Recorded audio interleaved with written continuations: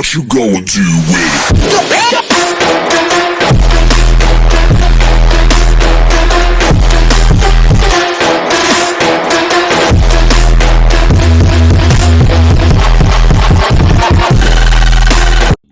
Hello students, welcome to Siddhant science classes.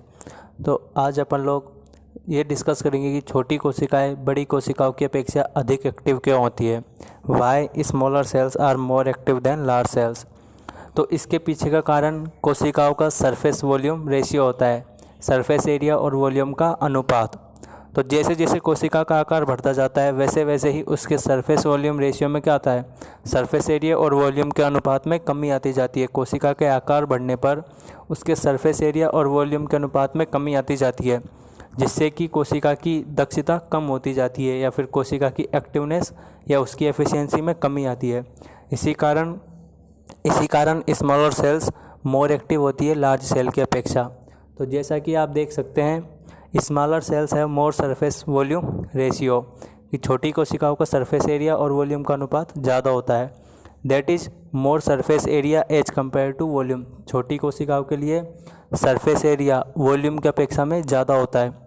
इसका मतलब कि कोशिका को न्यूट्रिएंट या पोषक ग्रहण करने के लिए ज़्यादा सरफेस एरिया उपलब्ध है, तो मोर न्यूट्रिएंट का अपटेक होगा। इसके कारण छोटी कोशिकाएं मोर एक्टिव हो सकती हैं। छोटी कोशिकाएं कैसी हो जाएंगी, मोर एक्टिव सेल।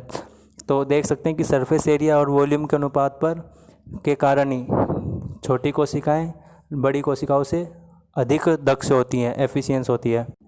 इसे एक उदाहरण के माध्यम से समझते हैं। तो जैसे कि मानते हैं कि अपनी एक क्यूब के आकार की कोई कोशिका है, तो क्यूब का सरफेस एरिया क्या होता है 6 × A² और क्यूब का वॉल्यूम होता है A³। तो यदि कोई 1 सेंटीमीटर साइज की 1 सेंटीमीटर लेंथ वाली आपकी सेल है, तो उसका सरफेस एरिया तो हो जाएगा 6 और उसका वॉल्यूम क्या होगा 1। तो यहाँ पर सरफेस एरिया और वॉल्यूम का अनुपात क्या हो जाएगा 6:1।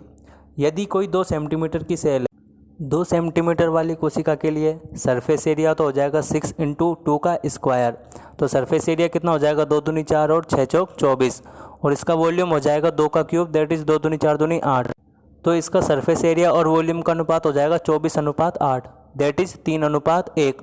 तो देखा आपने, जैसे ही कोशिका का आकार 1 सेंटीमीटर से 2 सेंटीमीटर हो जाता है, तो 1 सेंटीमीटर के लिए अनुपात होता है 6:1 और 2 सेंटीमीटर के लिए ये रेशियो आ जाता है 3:1। कोशिका के आकार बढ़ने पर उसके सरफेस एरिया और वॉल्यूम के अनुपात में कमी आ गई है। तो जैसे उसके सरफेस एरिया और वॉल्यूम के अनुपात में कमी आती है, तो कोशिका की एक्टिवनेस भी कम हो जाती है या फिर कोशिका की एफिशिएंसी कम हो जाती है। इसलिए अपन कह सकते हैं कि smaller cells are more active than large cell, अर्थात छोटी कोशिकाएं बड़ी कोशिकाओं की अपेक्षा अधिक दक्षता रखती हैं, इफेक्टिव होती हैं या फिर एक्टिव होती है। Thank you.